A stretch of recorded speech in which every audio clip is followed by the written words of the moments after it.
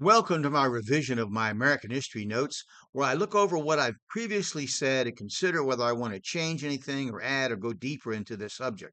So let's pick it up where I left off last time. In 1755, General William Johnson, who was much loved by the Indians, defeated a French force at Lake George, but Governor William Shirley of Massachusetts failed to take Fort Niagara. The next year, the Seven Years' War began in Europe. In 1756, the Marquis Louis Joseph de Montcalm arrived to take over all French forces in Canada, and he took the offensive. And the next year, his forces captured and massacred the garrison at Fort William Henry, which were allowed to march out honorably, then ambushed and killed. In the years 1757 and 1758, the new Prime Minister of England, William Pitt, decided to do what it took to eliminate the French from North America. Louisburg was retaken, with Fort Ticonderoga, Fort Duquesne captured and called Fort Pitt, Fort Frontenac taken, and Fort Niagara taken in July of 1759. Then the Quebec campaign began under General James Wolfe, leaving Louisburg.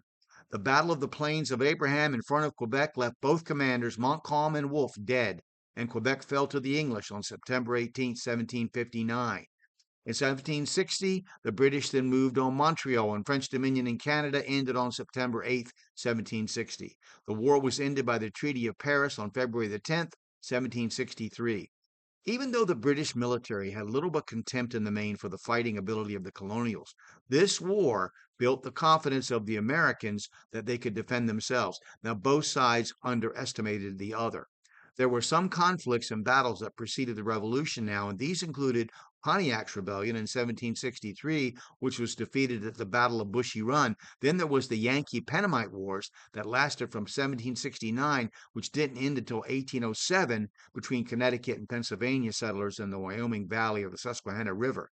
Drafting of Connecticut settlers for the Revolutionary War so depleted manpower that the settlement fell easy prey to a 1778 massacre by New York Tories loyal to the Crown.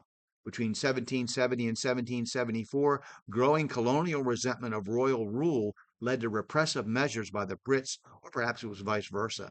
The Battle of Golden Hill and the Boston Massacre in January and March of 1770 increased the tension dramatically. The Boston Tea Party in 1773 resulted in Parliament putting Boston under military rule.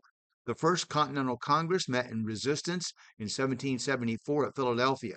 In 1771, there had been an uprising in western North Carolina by a group of frontier settlers calling themselves the Regulators, most of whom were Baptists who defied royal rule. There was Lord Dunmore's War in 1774 between Virginia militia led by Governor Murray, Earl of Dunmore, and Shawnee, which gave the settlers confidence in the militia's ability to fight. Now, next, we'll talk about King George III succeeding his grandfather, King George II, and then we get into the real hot water here for the British North America. Thank you for watching. I hope you'll click like and definitely subscribe or follow. Take care.